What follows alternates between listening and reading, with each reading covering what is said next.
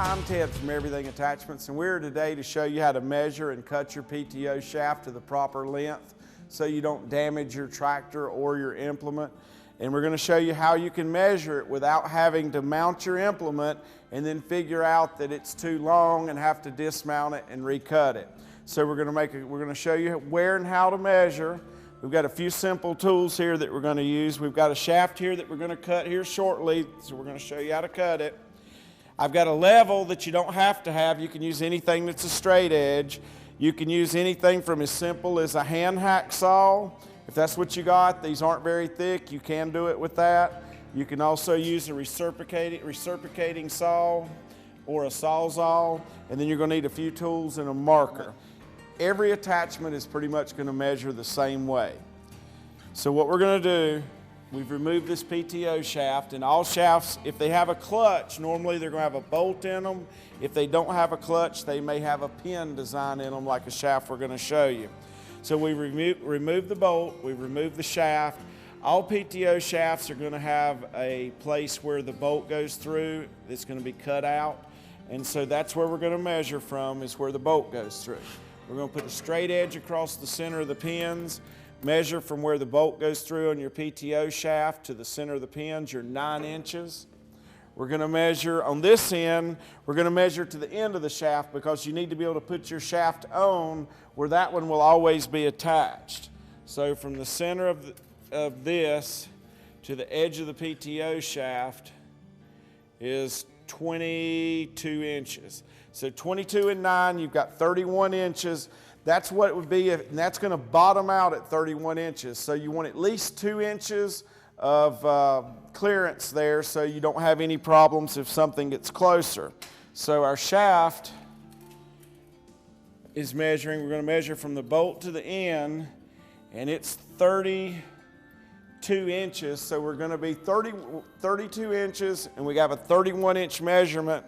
So we need to cut 3 inches off of the shaft to have a 2-inch clearance of safety. Okay, so most shafts are like this. They're what I call a triple lemon. They have 3 different tits on it here.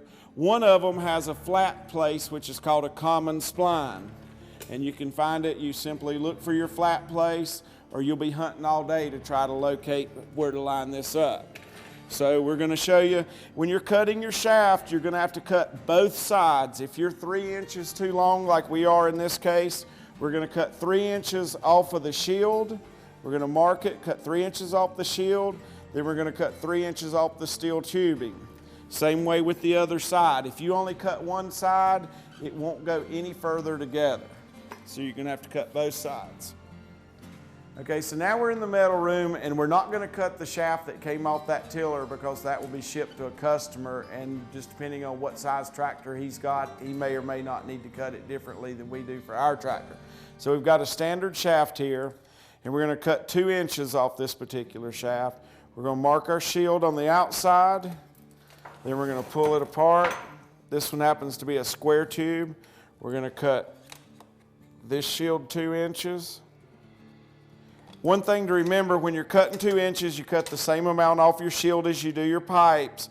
And you always want your center metal section to be longer than your tubes. If you cut both of them off at the exact same length, you're going to have a really hard time lining up all 4 of these, the center steel tubes and the shields together. So you want your center tubes to be sticking out longer. So you can cut this with something as simple as a vise and a hacksaw. And we're just going to set this in the vise. Take a little bit of the space up here. So if you don't have anything but a hacksaw, you can do it.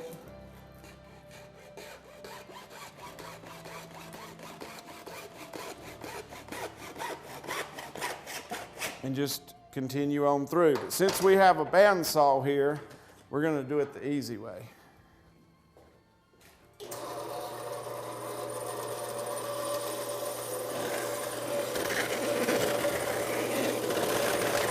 All right, so that got rid of the 2 inches on the shield. Then we're going to mark 2 inches on the steel tube.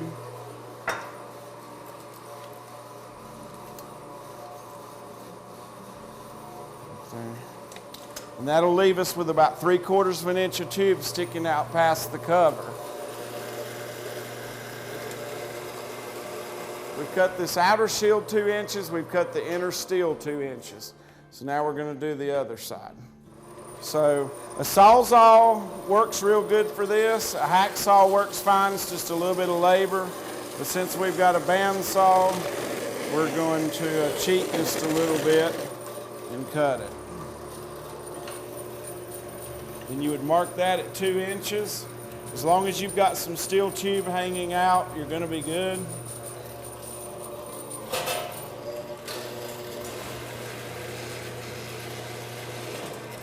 All right, so that's cut. Now you may want to take a file or something and deburr your edges here. Clean off all this metal before that you put it back together so you don't get metal all the way through your whole tube. All right, so we're going to clean this metal off that we used with the bandsaw. Make sure we don't spread it on the whole shaft.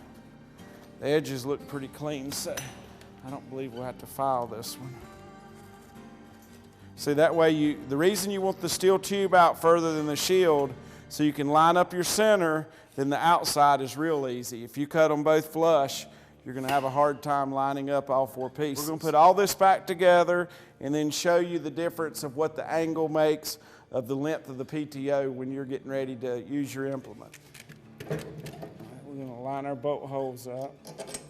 Put our bolts on. Once that bolt's in, it can't come off. So what we measured was 31 inches, and we want our shaft to be 28, and this shaft is 28. All right, so now our shaft's back together, it's on. We're going to mount it, and we're going to show you about the length of how it changes when it goes up and down.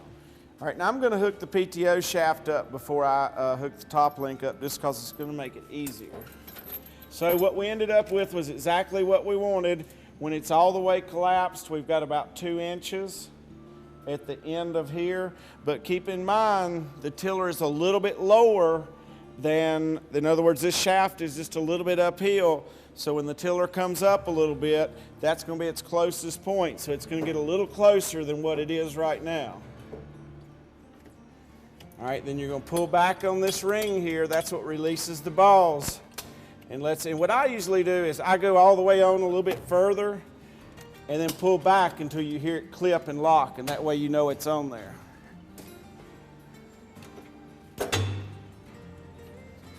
All right, so that's done. Shield's down, clips locked in, bolts in, it's tight, shields are back on. Okay, remember to put your stabilizer pins back in or tighten up your turnbuckles, whichever you might have. And then you've got to make sure that you put your chains, your safety chains on. And as you can see, when it gets level, that's going to be where your shaft is at its shortest point. So if I lower it, you're going to see that the shaft gets longer. And as I come up, it's going to get shorter. And then as I come on up, it's going to get shorter again because of the angle. So if you have to put your shaft on while you're... If you have to raise your implement to put your shaft on, then your shaft is too long. And you're getting ready to pay a dear price, because when you let this implement down, all this weight is going to be cramming this PTO shaft into your tractor, and you're either going to damage your tractor or damage the gearbox on your implement, so make sure that you get that right before you try it. I hope this was an informative video for you from Everything Attachments. We try to make everything as easy as we can, so when you make your purchase here that you'll have the proper information, whether it's hydraulics, PTO shaft, whatever it is. We want to give you all the right information to make the right choice and do the job right the first time. Order online, we have a massive free shipping zone.